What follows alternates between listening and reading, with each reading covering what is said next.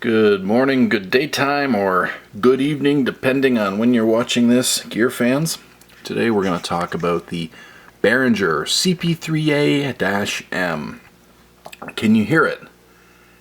Well, you could if it was actually playing, or however the Spinal Tap joke goes.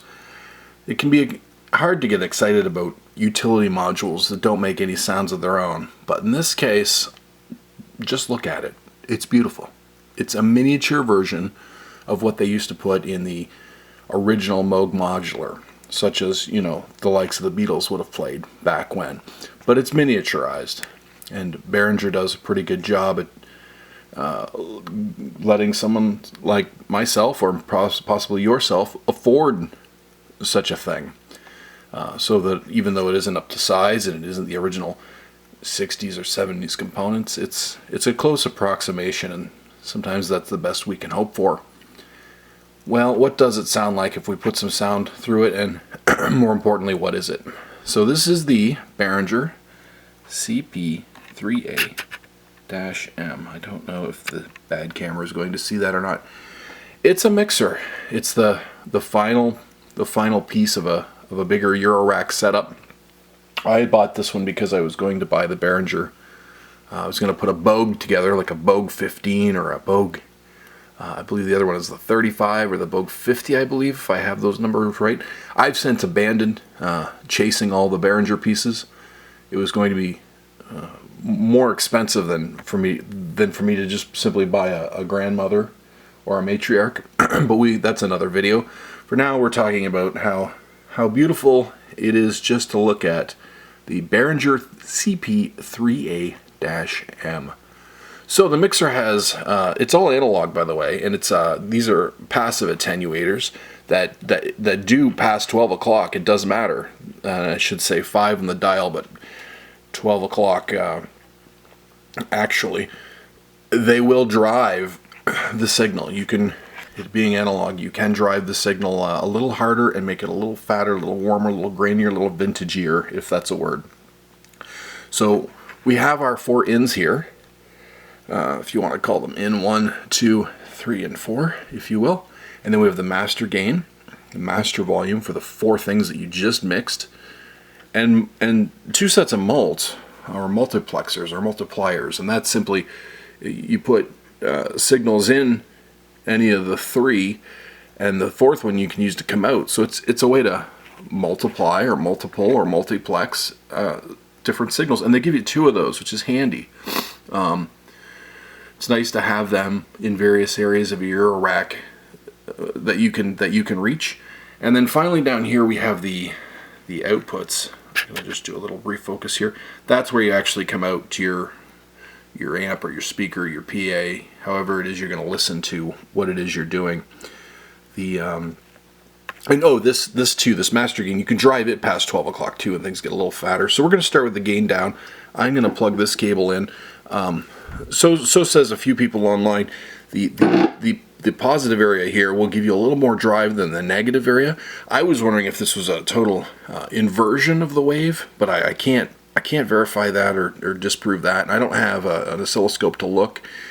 And at any rate, I'm going to go ahead. We're going to come out here. Now that cable ends up down here, and I'm plugging it in to what would be a cousin, because it's not a Behringer, but it's a Boog.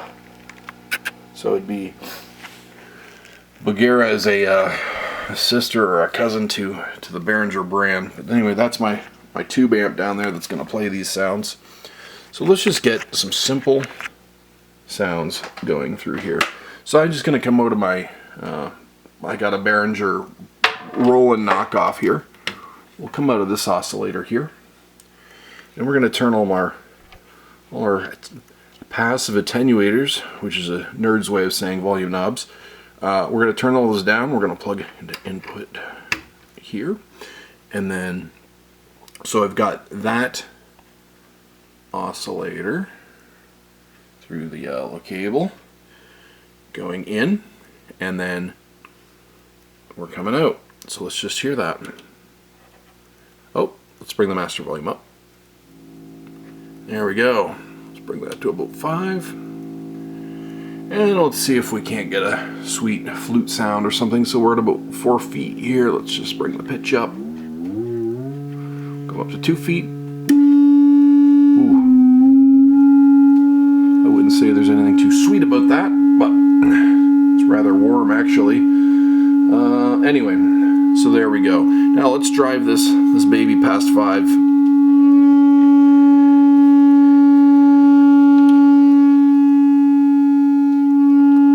That's really cranked when it comes to, you know, this input here. If I didn't want it so cranked there, I could put it down lower here and crank this, the master gain.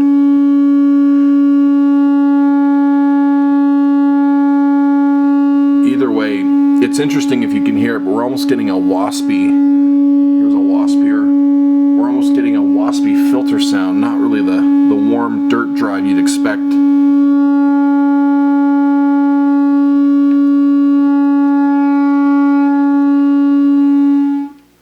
I'd call that a bug, not a feature. I mean, I'd expect warm vintage drive, not really the the filtering that you're hearing.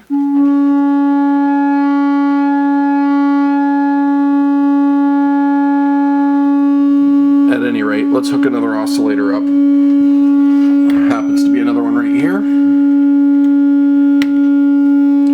And we'll come down here.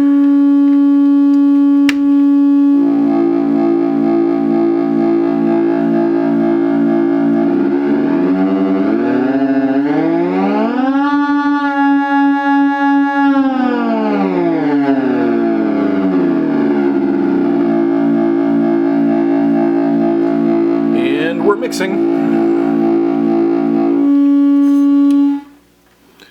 Give me some brown. Now give me some yellow. And we're mixing. Now the mult, as I'd mentioned, is so I could put the yellow sound and the brown sound together into this little multiplexer square. And basically any of these two will also give you the same thing. So let's take the two of them together out of here.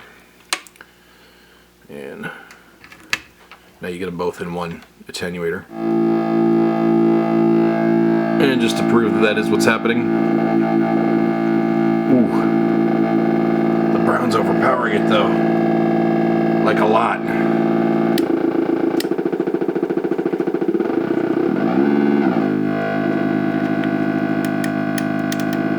Isn't that interesting?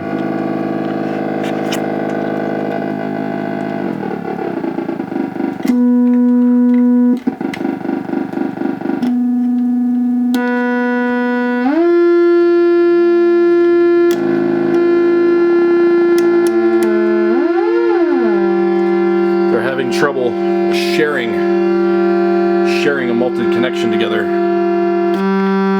but they don't need to. They can each have their own. Brown, you can have number 2. Yellow, you can have number 1.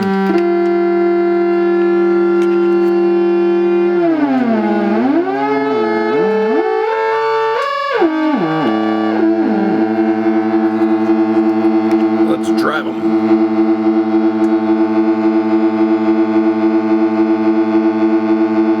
Really drive them. Oh, weird. It's all cranked out, and that's what it's doing.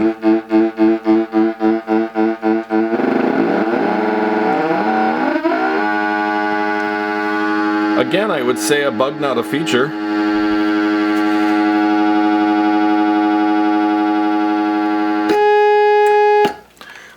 May have been some phase cancellation there.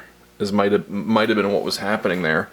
It just didn't seem normal to run the 2 hot oscillators through and for sound to disappear. But who knows between the 2 signals. At any rate, yeah, the CP3A-M from Behringer. It's just beautiful to look at. I mean, if you're a Moog fan, if you like the old black 1960s, 1970s Moog stuff, it reminds me of what the Beatles had brought to Abbey Road in the final sessions, what George Harrison had bought and brought in.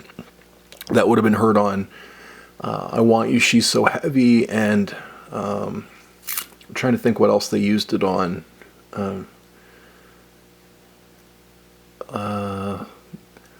Choose my mind, na na na na na na na, because the world is. So I think there's a song called Because, and there's a synth on there.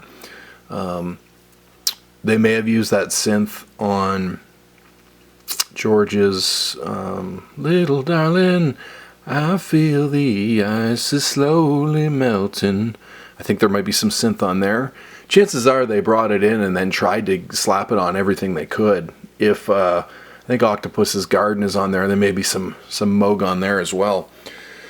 But at any rate, it's beautiful. I can't afford a real one. If you're watching my video, there's a good chance you can't afford a real one either.